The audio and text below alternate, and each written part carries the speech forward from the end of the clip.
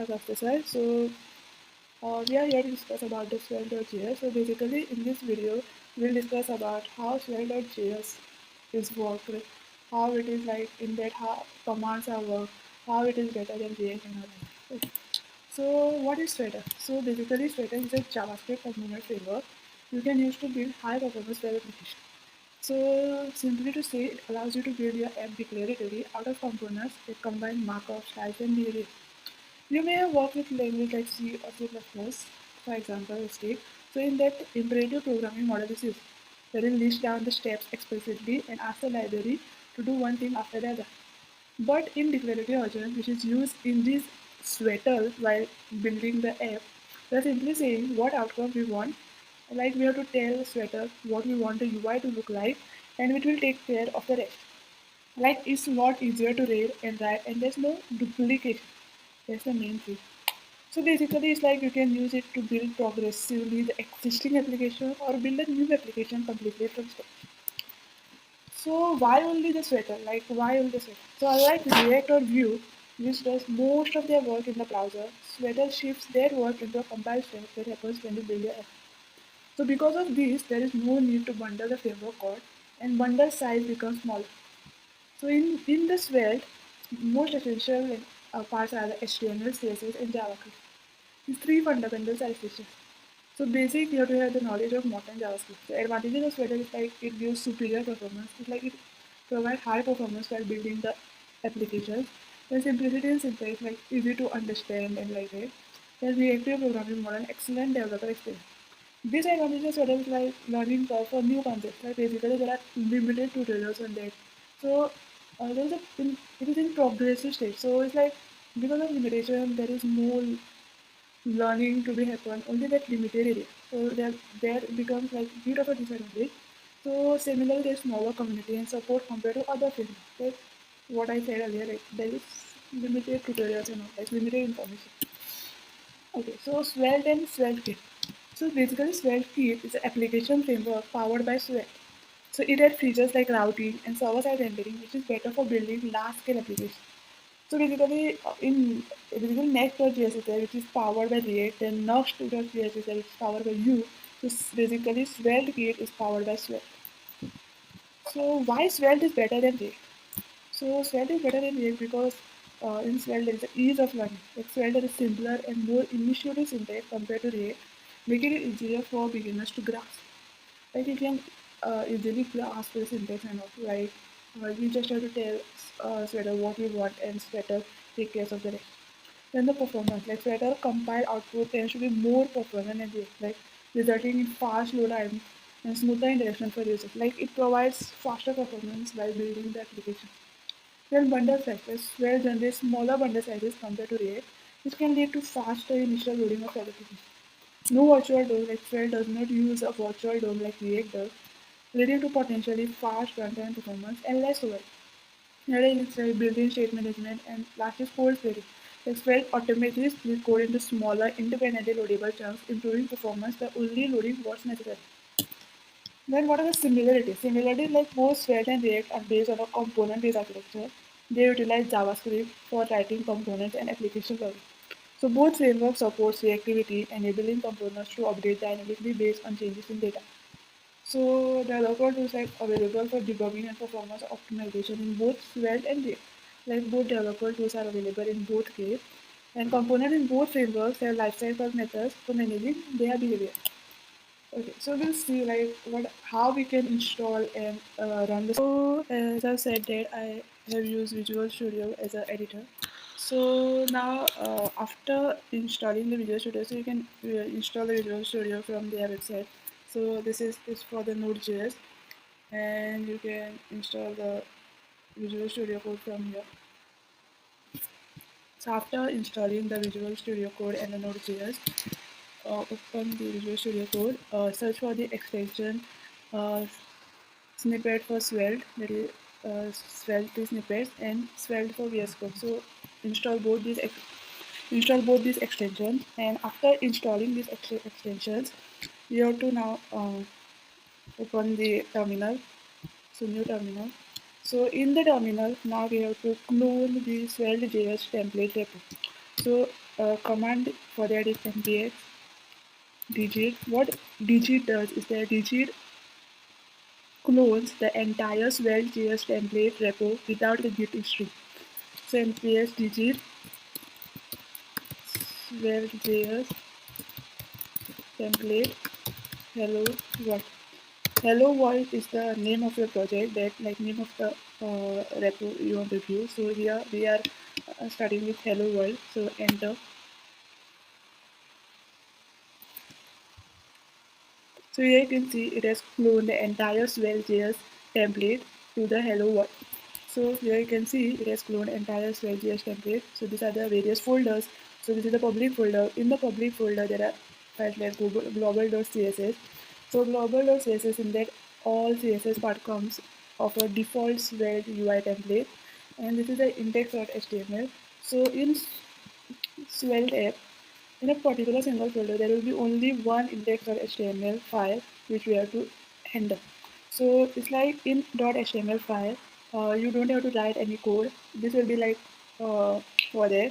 You can change the header file if you want, but you don't have to write code, anything, like nothing in the body section. Why? That I will tell you later. But you don't have to write anything in the body section. And this is like this is the global.css. It's a CSS from the global.css file, and this is the other code like bundle.js from the main.js. Okay, so this performs the default UI for the LOA. So next is the source folder. In the source folder, we have app.swag and main.js file. So these are the files where you can do changes. Like this is the app.swag file. So in the app.swag file, so this is swag file. Within the swag file, all like this, there are three parts. Like one is JavaScript part, one is for HTML part, and one is for CSS part. And then is the main.js. So as I said earlier, that in the index.html we have to keep the body section empty, because you see in main.js we have import function target document.body. So document.body, we have invoked that function. So this function will be invoked in the this body index.html is this body section. So in this body section, that target document.body function will be invoked. So anything changes are done in the app.sphere, they are going through this document.body to the index.html, and they are seen on the browser. So now you have like clone the Svelte.js template. Now go to that folder, hello world. Then npm install the necessary npm dependency. After installing that, so it is installing, so we'll discuss the further one. So as you can see, these are the clone Svelte.js file that we have cloned. Then you can see these are the folder. Then we have to go to the cd hello world. So cd hello world to download npm install. Then after npm install, so these are the packages and the like all added libraries, all packages will be added. Then after that you have to run, like the default UI will be run. You can use yarn dev npm run dev. So I am using, and so as you can see it has added all the packages. Now I am using npm run dev. So npm run dev, what it will do, like it will process this UI of a Svelte, the default UI of a hello world, in a local host, that is this. This to be local. Let's copy this and paste here. So you can see, so this is the hello world. This is the default UI for it. So now, as you can see, so this is the default UI, as I was saying. Then, so I discussed like public folder in global.css. Then what is .sweld file? So a .sweld file is a custom file format that uses HTML-like syntax to describe a portion of the UI. Each .sweld file consists of three types of top-level language blocks. Script. The script section is where the logic and functionality of your app can be maintained. Markups. The markup section is like HTML of your UI that defines the structure style. And the style is like the style section is where you specify the style related to the HTML, basically the CSS pattern. So overall, the Svelte for file which have its own JavaScript, HTML, and CSS with the Svelte file. So there is a problem, like browser does not understand what a .sweld file is. So Rollup with the Sweld plugin is going to parse that file, extract each of three sections and assemble them in a format that the browser can understand. So now we have understood all like how to download the Sweld, then clone the Sweld template JS, and then download the necessary dependencies, and then run the localhost. So now we have to see the features of that. So starting with the first is the binding text. This is the component. So binding text. So what does binding text does? So here you can see in the app.swell, here there is a script, which is the main part. So what does binding text does? It's like if we write here p, so yes, so if we write here h1 hello, hello, this way, then this here you can see that hello ekg. But this is the static message that we have told the browser to display. Like we have mentioned directly hello ekg. But now let's see if we want to ask user, like we have to take user input through JavaScript and bind to that particular text. So how we will do that? So we can do that by like say there is a constant here, constant name. This is the static message we have told, like we have given, like here in the header, hello. So this is static message displayed in the process. Now let's see if we want to take the user input in the JavaScript and bind that text to the hello. So how will do this? So that is called binding text. So let's say in the script we say constant name equal to a construct, and then here we just write in the curly brackets name. So you have to remember one thing, that if you want to display anything from the JavaScript to the main text, like to the HTML part, you always have to display it within the curly brackets. So script. So what binding text is that? So let's see the output first. So it's hello Apache. So it is binding the text to the hello. This is called the binding text. So what it does is that it binds the text, the constant from the script, from the JavaScript to the main part. So next is binding the HTML. So what binding HTML does is that same like the text. What it in the text, what we do, we bind the text from the script to the main part. In the HTML, we bind the HTML line, like an HTML data from the script to the main part. So as you can see here, let's see. So we take const last one year equal to bold. Return here the constant name Akanksha and constant here B. So it is a bold text from HTML. So what it does, it bolds the letter. So it will bold 2002. And then I have taken that year in a curly bracket. So now let's first see this output. So what it is showing, see, it is showing output with the bold text. It is not bolding the 2002. So why? This is happening because while binding the HTML to the main tag, we have to give the prefix @HTML to bind that 2002 with the bold tag. Right? It will bold the 2002. See, now it is bolding 2000. So while binding the HTML tag, we always have to write, we always have to give prefix to a constant to anything in the curly bracket @HTML. So that is must. Then next is binding attributes. So binding attributes is like constant ID, so the button, boolean button is disabled. So we are taking ID subject and boolean button disabled. So it's like true will take. So here will come S3, that is heading 3. So we'll take that there. So here let's take ID equal to ID, and then we'll take button. So let's take bind. So we will write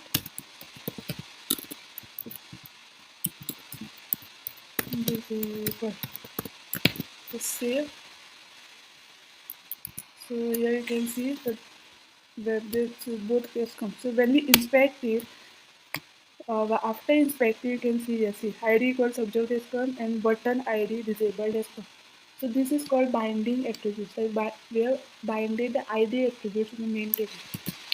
So it's like binding attributes. So you can write in both form, full name like ID equal to ID, a constant name, or the shorthand directly in the curly bracket directly the disabled.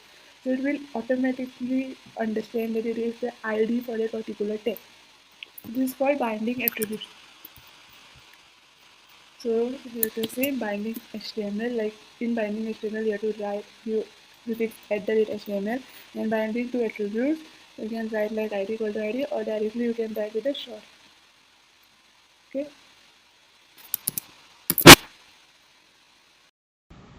Hello everyone. So I will be explaining about binding classes. So static classes, there are two types of binding classes, and that is static and dynamic. In static classes are the ones that never change and will always remain in a HTML element only. But in a web application, there might be times when we want to manipulate an element as list of classes or a list of classes to add or remove when things change in the application. So this sort of binding allows you to change the class dynamically based on some data that is given. So here is an example. Now this is the example of static binding where the class given already defined over here as underlined and some styling has been given. So in the browser we can see the underlined text. Whereas for dynamic binding, we can see that there are two examples over here. One is one we are rendering based on some condition. So if the value of the variable is true, then the next attribute will be executed. So if is promoted is true, then some styling will be applied to this promoted class. So the same for status text over here. The value of status is already set to danger. So um, according to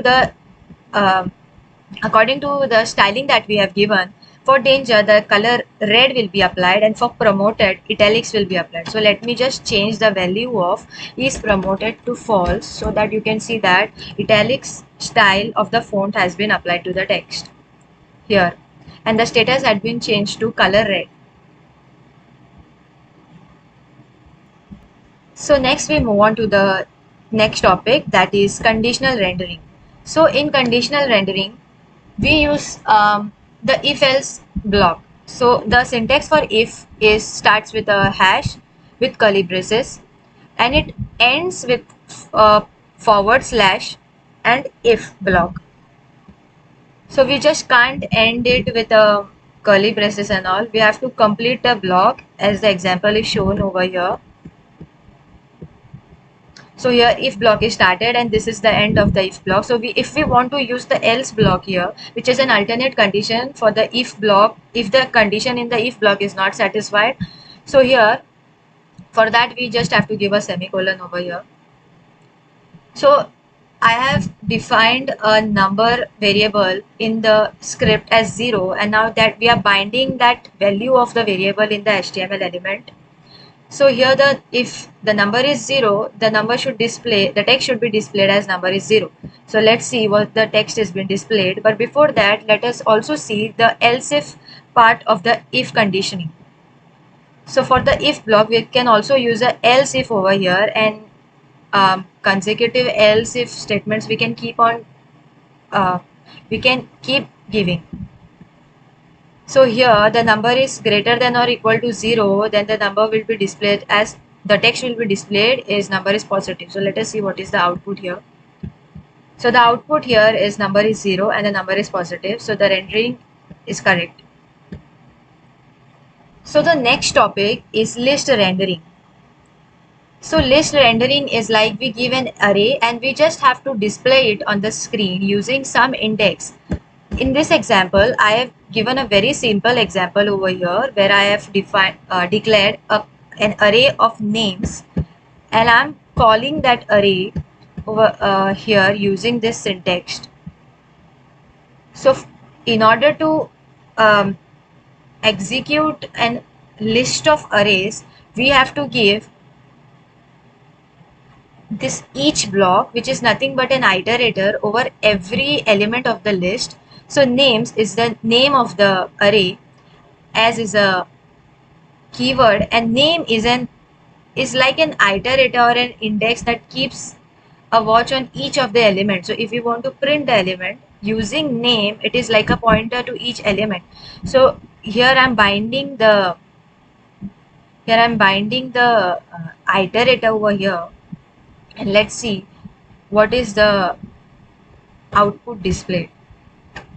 So the output, as we can see, is a list of names.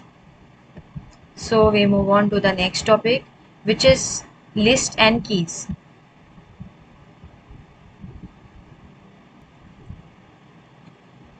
So Lodash is a JavaScript library actually, which provides the utility for some common actions.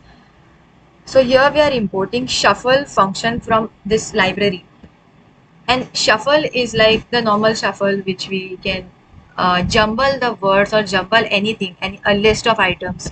So here I'm again defining an array of names, and I'm giving an arrow function over here such that the array is passed to the shuffle function, and then the function will be applied here. So let's see the output over here. So output will be something like that. So from that script we are binding the script to this HTML elements. We have given in placeholders over here, but the only problem here is when we tap on shuffle, only the names of the main header names, as you can see here, the one with the bold text, get shuffled, but the values in the placeholders does not get shuffled. To say if the name of the person Bruce Wayne is a full name of a person, but when we shuffle, the Wayne surname should go also along with the first name, but it doesn't happen. So in order for that to happen, we have to give a small key over here, which is given in this parenthesis. This key attribute will just bind this both the elements together, and when we press shuffle, both the full first name and the second name will be shuffled accordingly. So our next topic is event handling. Event handling is similar to other program languages wherein one event occurs and we have to give certain actions which will handle the event. So here I'm defining a button, and on click of the button the count should be increased to 1. So here in the browser the count of the button was 0, and when I pressed it, it increased to 1. So now this is a arrow function defined in line in the button element. But we can also call a function which is already declared over here, and we just have to call the name of the function, and the set of instructions will be executed over here.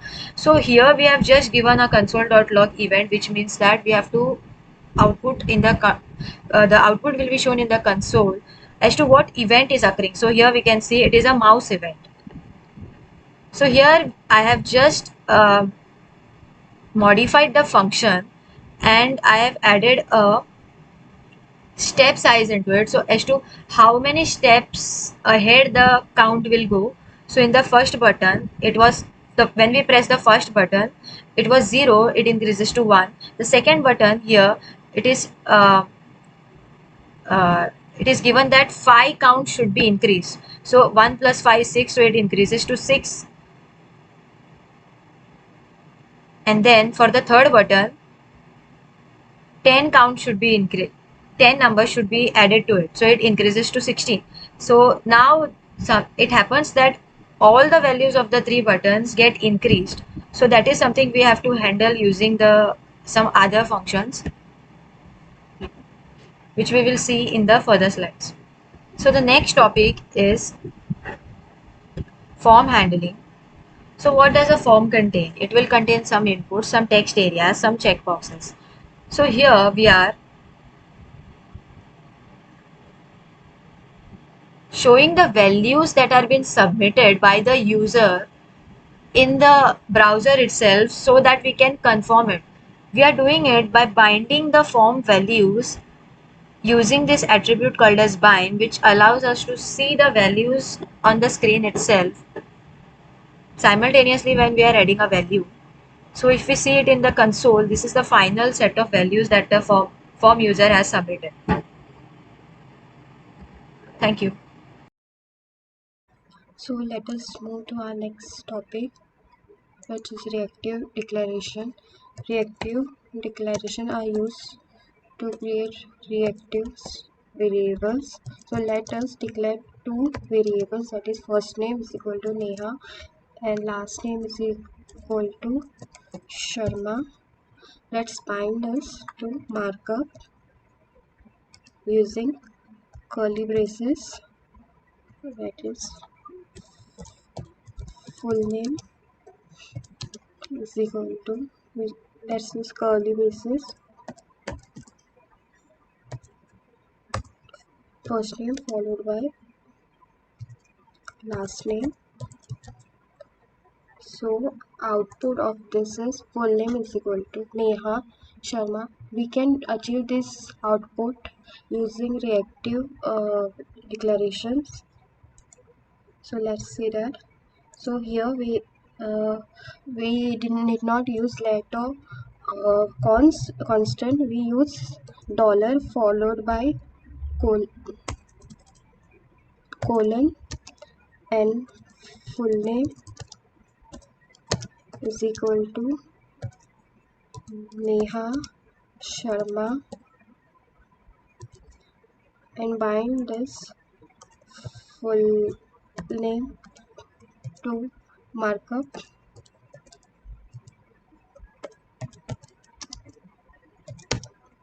using curly braces.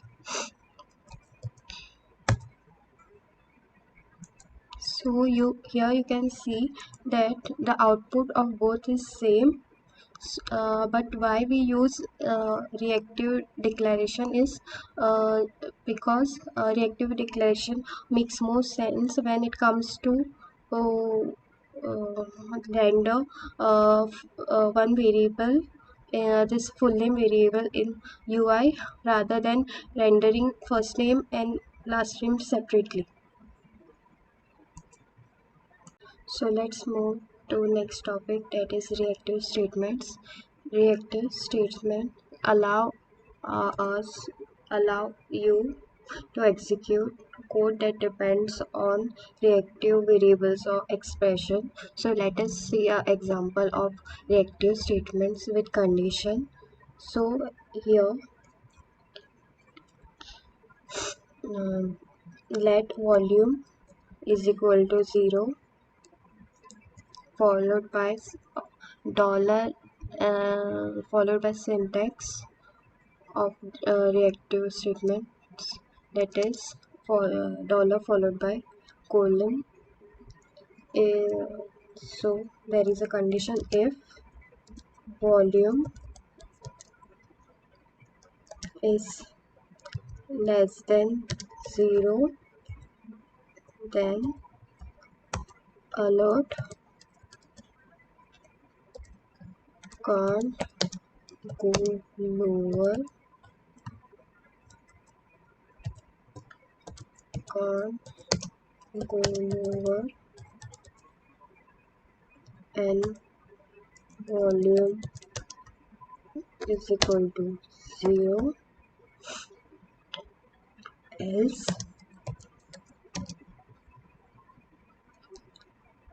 if volume is greater than 20, then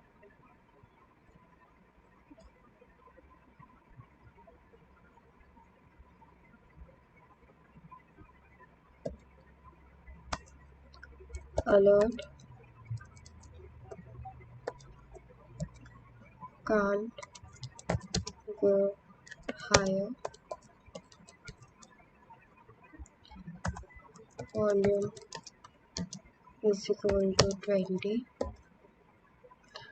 So here we will print the current value of volume, then followed by two buttons, that is increase volume and decrease volume. Here on click of button, it will increase value to 2 or decrease value to 2. How that depends on how many times you press a button. So here in UI we have two buttons. So if we want to decrease value, we click it and it alerts that can't go lower. Okay, and if we increase volume to greater than 20, it alerts, it displays can't go higher. So here when the dependencies change, the reactive statements will automatically rerun and assure that UI is updated with latest data.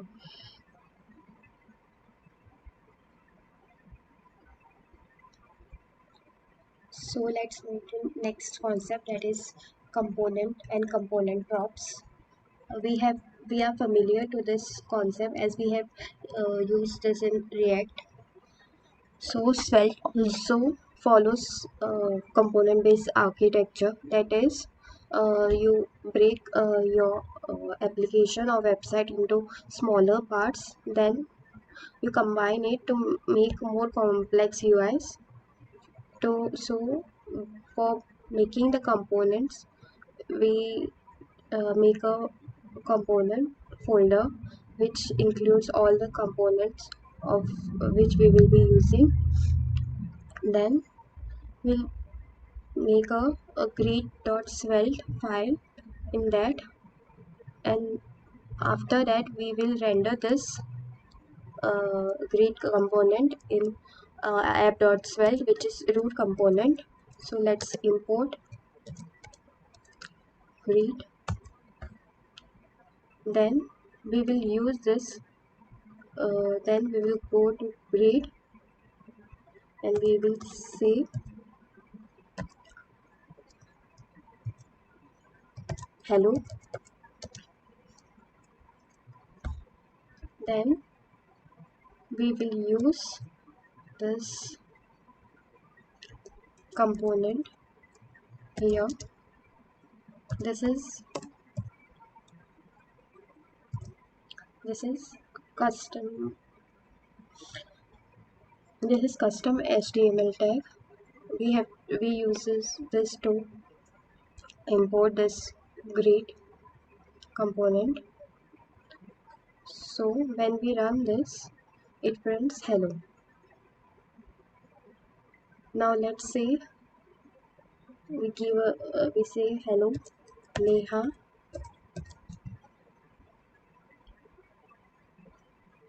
and let's print this custom HTML time AIs.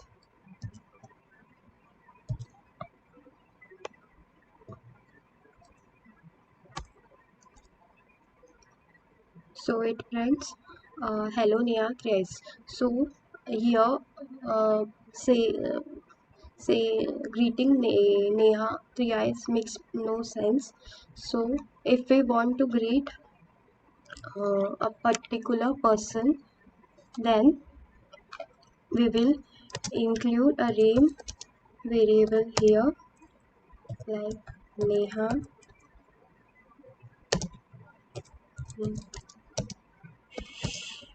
Shruti and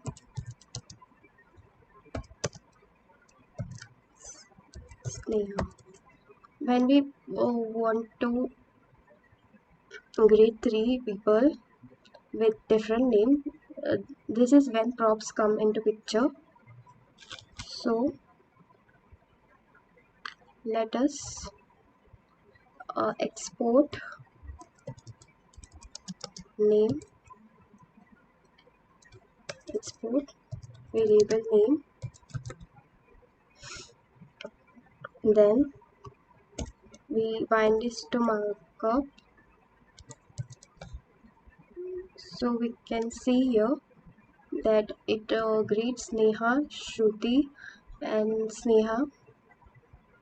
So we can also add another variable, like we can give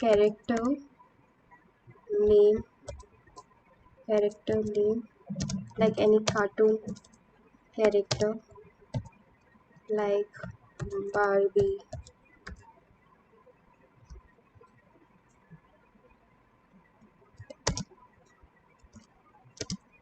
Elsa,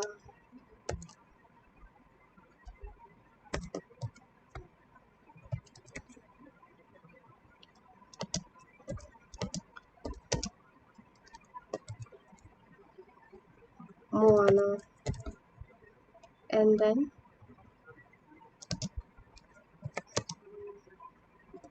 we render this in. We export the character name, export let character name, then we bind this to marker. Here we can see that it greets a name that has a particular character. So here we can see that using components we can reuse it how many times as we want, just by changing the data. So components are very useful, it saves time. uh, So our next topic is slots. As compared to slots with props, props allow you to reuse components by passing in different data. Although props are great for reusability, we, we do have a strict parent-child relationship. The child will always be in control of the HTML content, and the parent can only pass in different data values. Slots, on other hand, are more powerful. They allow you to reuse the component. Slots allow the parent component to control the content inside the child component. Slots allow a parent component embed any content in the child component, including HTML text, HTML element. So here is an example. In app.svelte, we have a card component having a h2 tag. We'll see with this example.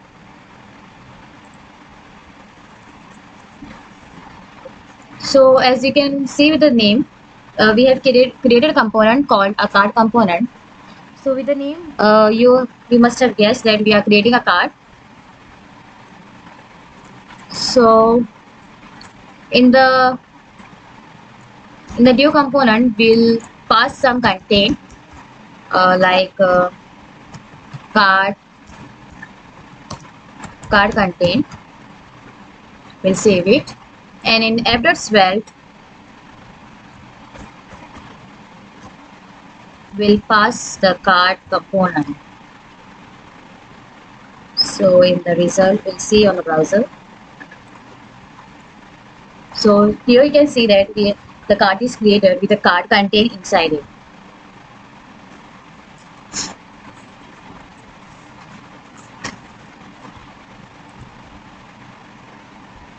This is great when we want the content to be dynamic.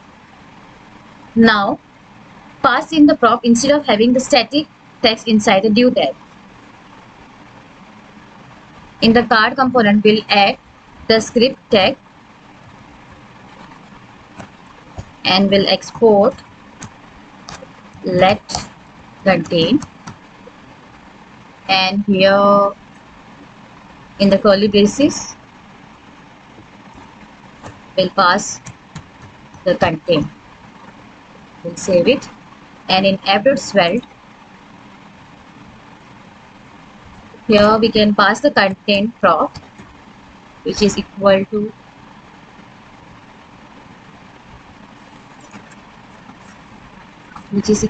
when we'll pass some text here like card content 1.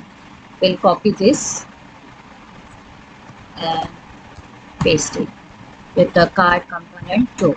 We'll save it. We will see on the browser. Here you can see that two cards are created with the card content 1 and card content 2. Now, what if we want to add an H2 tag? Huh? An image instead of text. Here where the slot come into picture. In the card.swell, we'll pass a slot tag inside the due tag.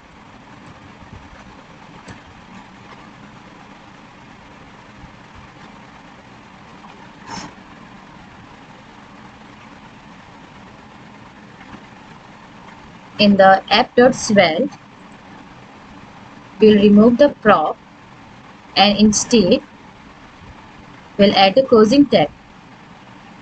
Now we have the opening and closing tag of the card component.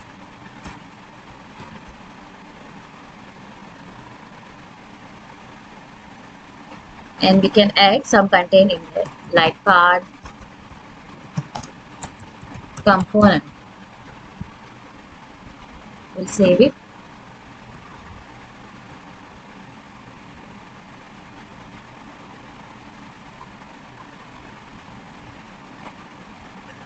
And this will replace with the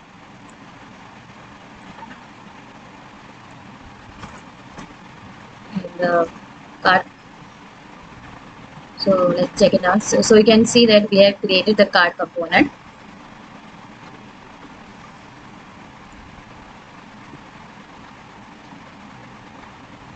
Now instead, you can add the closing tag and the opening tag of slot.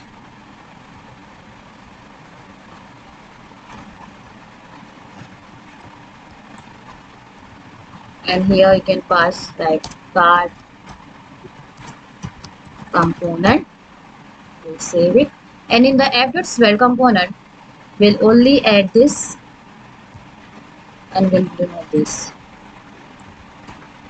So let's see if it does work. Yeah.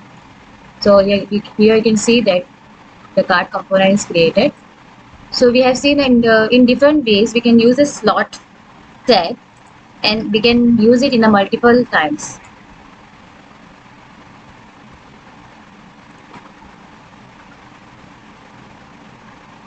So next, so with the above example, we can see that in card component we have added a slot tag. Using this, we can add a multiple child in the app.swell component. With this, we use multiple times as we want without adding the large codes. So this is the advantage of using the slot. Next, we'll see how does the name slots work. So here you can see that in the script tag in app.swell component, in the main tag, we have added the closing and opening tag of card component here and the H2 component. Let's see if it will work. So we'll copy this.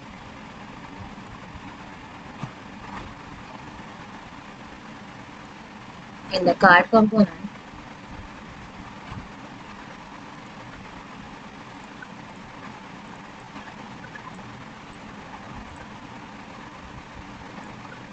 We'll paste it. Here you can see that we have created the 3 div tags and inside each div tag we have created a slot with the opening and closing slot. And we have given a name. One is with header, second is card content, and third is the footer.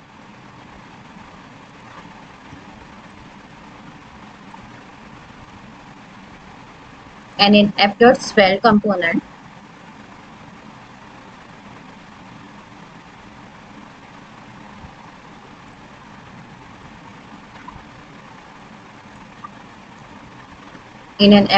component,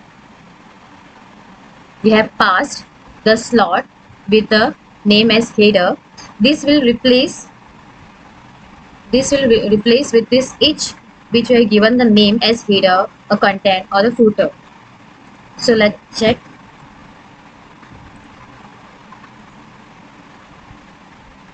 Remove this.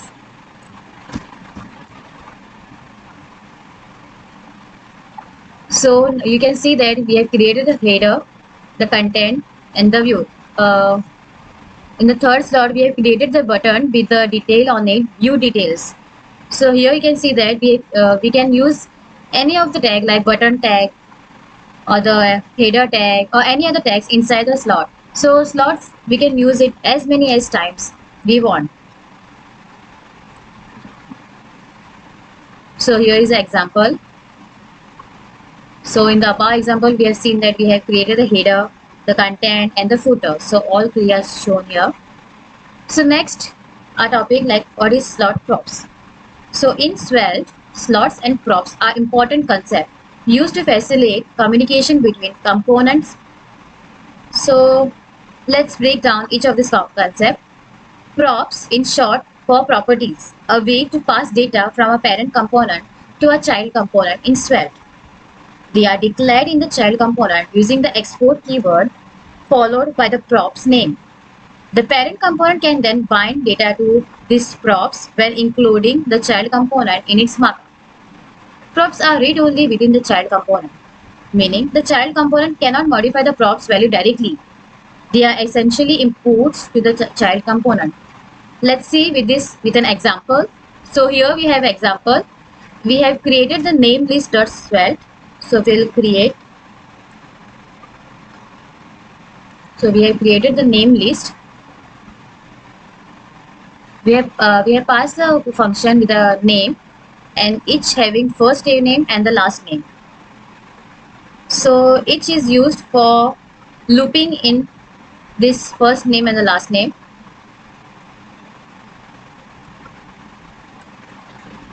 So in the app.svelte component,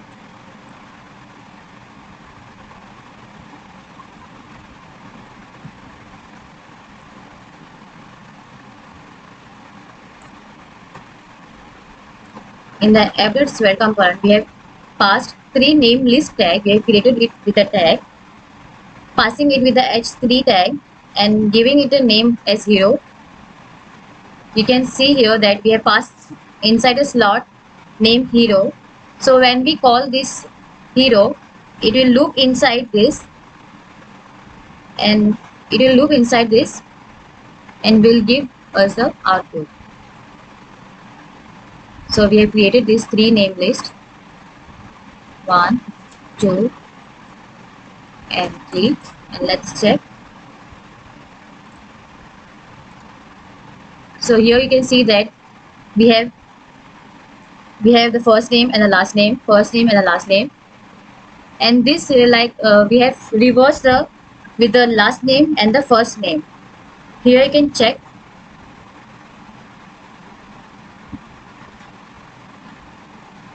Here you can check that in the first name list we have passed first name and the last name. In the second name list we have passed last name and then the first list, and in the third name list we have only passed first name. So as a result you can see that this is the first name and the last name and the first name and only the name. So we can change the direction of it, which way we can use it.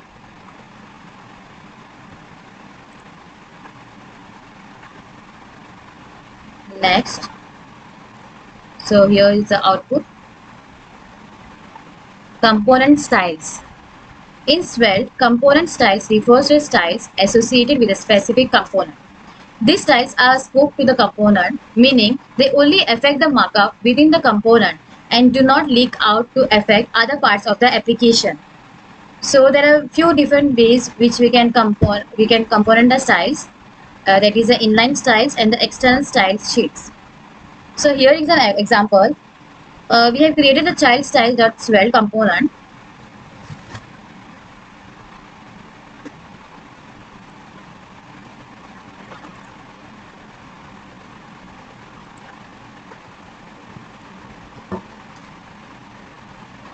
So here you can see that we have a h4 tag with the text child styles component, and in the name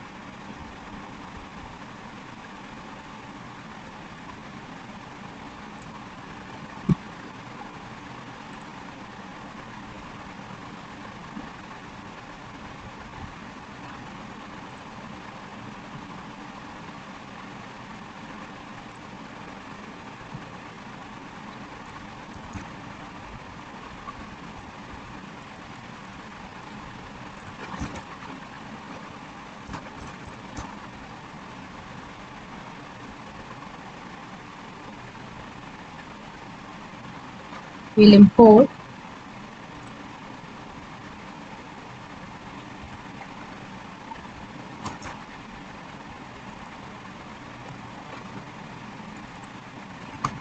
list from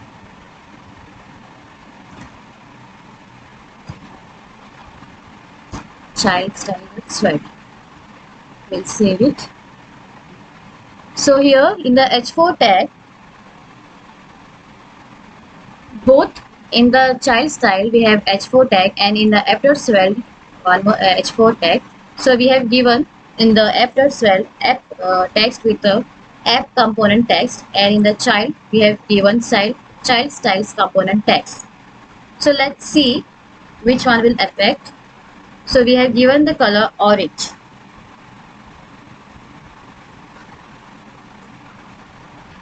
So you can see that only the app component is getting highlighted with the orange color here, with the orange color, and it does not affect with the child component.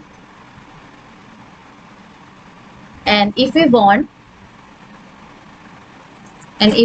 to color the child style, we'll need to create here the style tag, and we can give like script, sorry, style. Here you can give H4 color is equal to aqua. Save it. So you can see that the child style component text is highlighted with the aqua color. So it does not affect the other component. And if we want the global style, we need to add here with the global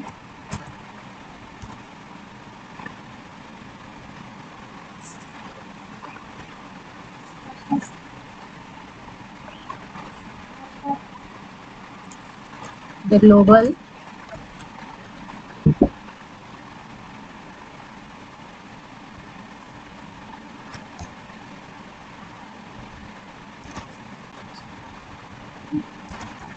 yeah.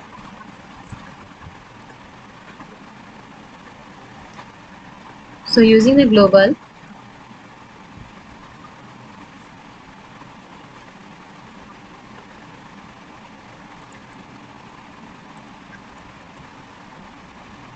first we'll create here one more tag like H3, and we can say like global component,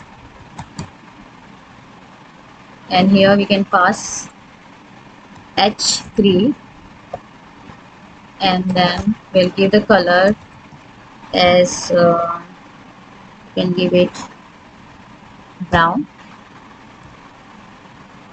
So in the child style also we have one more tag, H3 tag. So let's see. So you can see that the global component and child style component both are highlighted. So this way we can do in inline styles and global styles. So thank you. The slot uses the slot can be used in a multiple ways. So here ends the slot topic.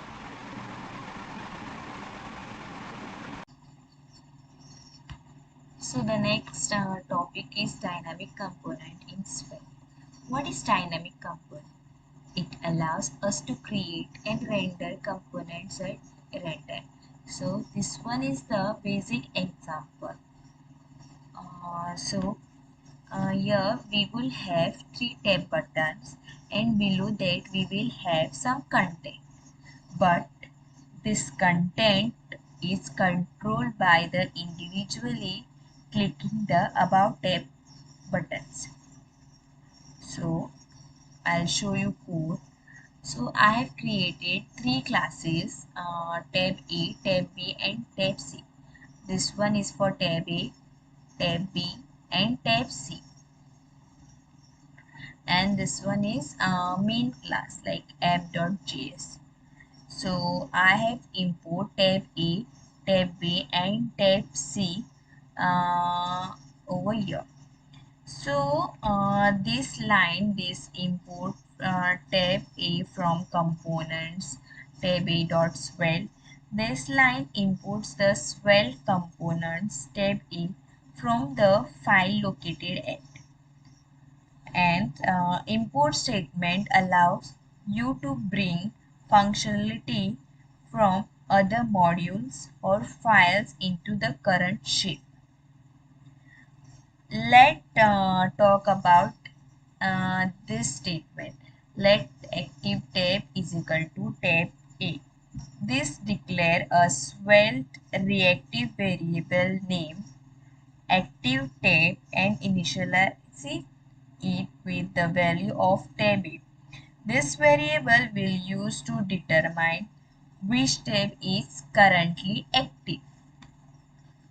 So the next one is button on click this function. So this line creates a button labeled tab A, and it is same for all our tab A, tab B and tab C. So this line creates a button labeled tab A. When this button is clicked, it triggers the on click event which update active tab variable to tab A effectively, making the tab A content active. So and this the last line swell component is active tab.